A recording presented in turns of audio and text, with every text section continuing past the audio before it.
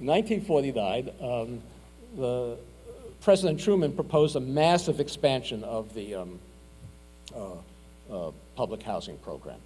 And because there was an enormous civilian housing shortage even then, at the end, after World War II, no materials were permitted to be used during the war for civilian housing construction, and all these veterans returning to the country needing housing. And so President Truman proposed this enormous public housing program, again, primarily for white families.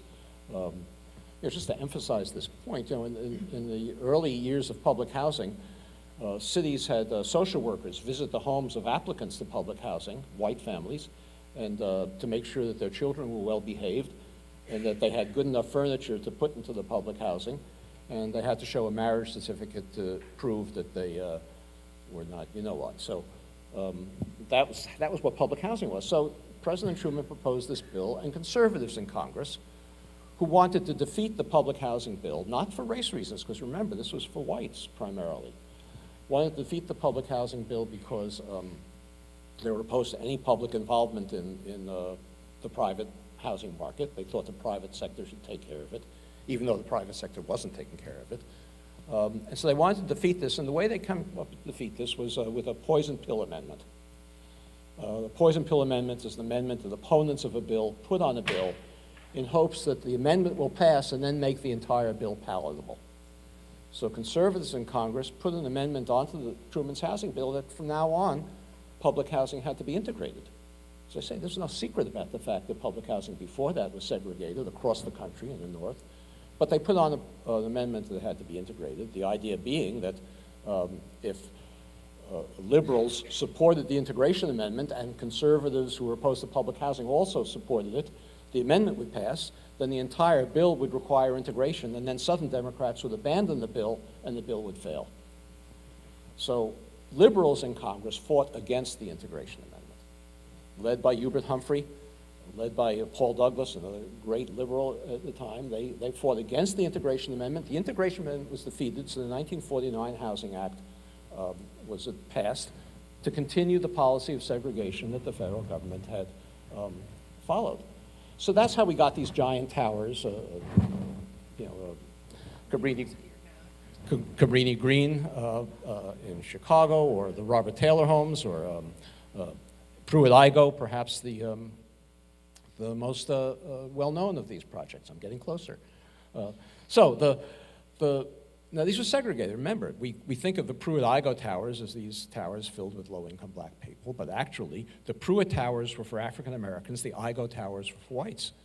Not de facto, not because African Americans happened to apply to Pruitt and whites happened to apply to Igoe. This is how they were designated.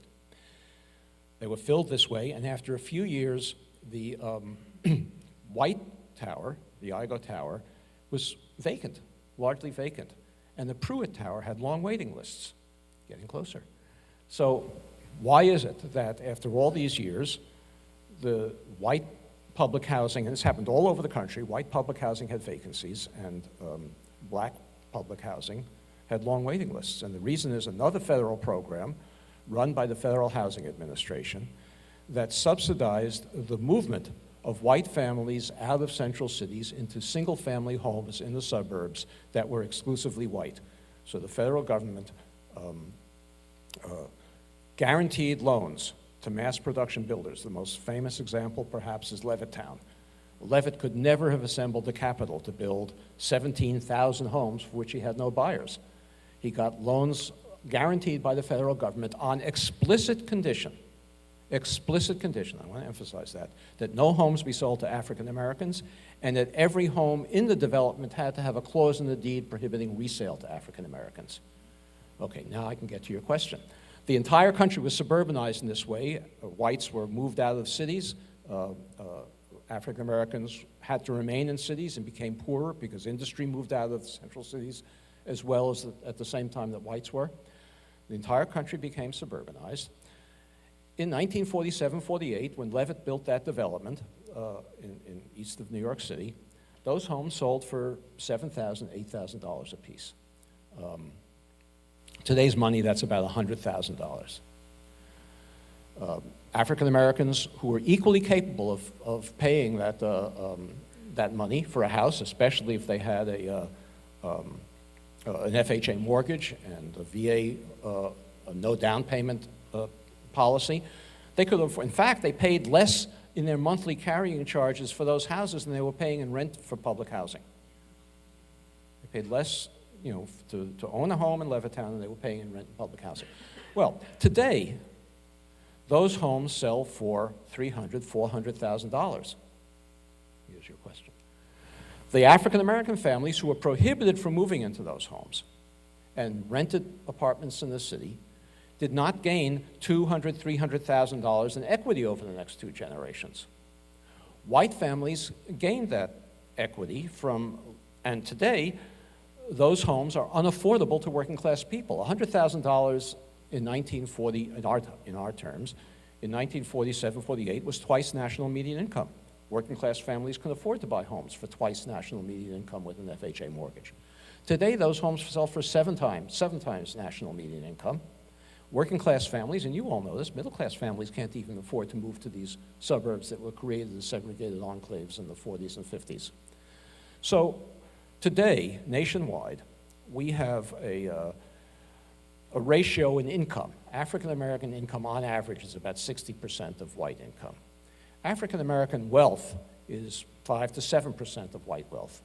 Most families in this country gain their wealth through housing equity. This enormous difference between 60% income ratio and 5% wealth ratio is almost entirely attributable to unconstitutional federal housing policy that was practiced in the 1930s, 40s, and into the 50s. So the wealth gap, I think, is attributable to this residential segregation.